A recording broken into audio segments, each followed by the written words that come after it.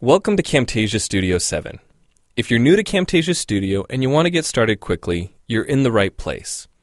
We encourage you to watch this 5-minute video to learn the basics of using the editor, including how to navigate the timeline, make some basic edits, and add special effects. The preview window is where you see the video during playback.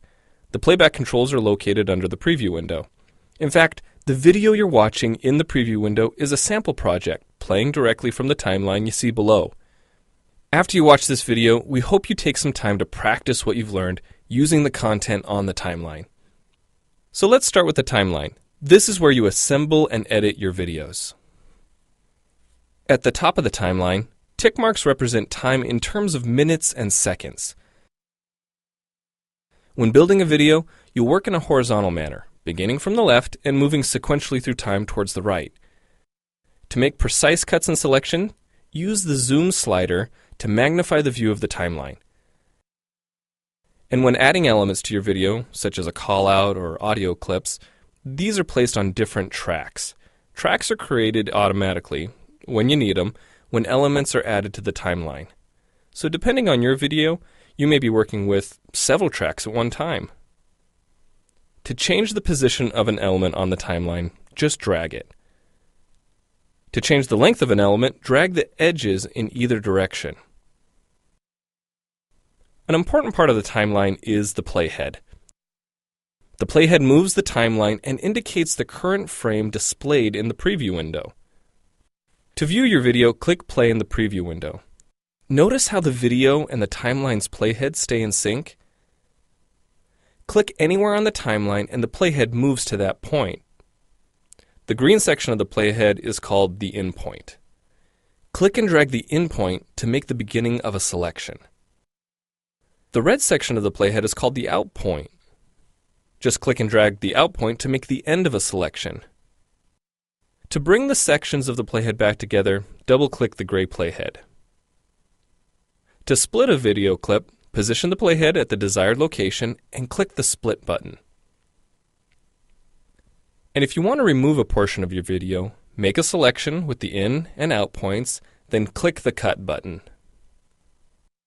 If you make a mistake while editing, click the undo button. Next, we'll look at the clip bin and the library. The clip bin holds recordings, audio files, images, and title slides being used in the project you're currently working on. Then there's the library. It stores video clips, intros, callouts, title slides, and other elements that you want to use from project to project. The library is also pre-populated with professional animations, music, sound effects, and other content you can use in your video for free. To add your own clips or video sequences to the library, make a selection on the timeline, right-click, and choose Add to Library. To include clips and other elements in your video, drag them from the clip bin or library and drop them onto the timeline. The tabs located above the timeline are task pages used for adding and editing special effects. You can add callouts to emphasize a key point. You can insert a transition between clips for a professional look. Apply zoom and pan effects to focus on important details. And draw attention to the cursor by changing the color, size, and more. If you double-click an element on a track, the playhead moves to the beginning of that element, and its task page opens, allowing you to make edits to that element. So we've shown you a few ways you can navigate and edit your video, but how do you get content into your video? Well, to make a new screen recording, click the Record Screen button. If you already have an audio or video recording to use, click the Import Media button. When you've made edits and added effects to your video and you're ready to share it, you need to produce the project to create a shareable video. Click the Produce and Share button, step through the wizard, and Camtasia Studio creates a viewer-friendly, shareable MP4 file ready to upload to screencast.com, your blog, or a website. Well, it's time for you to try Camtasia Studio out for yourself using the content on the timeline. The help file in Camtasia Studio will help you use each of the Camtasia Studio features and applications.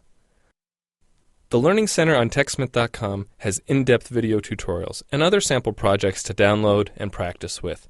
So we hope you enjoy Camtasia Studio. And happy screencasting!